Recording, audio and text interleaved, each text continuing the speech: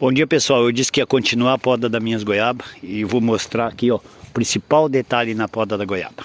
Vocês vão ver aqui que aqui tem um par de folha saindo para o lado, tem um saindo para o lado oposto, outro saindo para o lado. Então a gente jamais pode podar acima dessas que estão saindo ao contrário aqui, porque aí os brotos vão sair para baixo e para cima.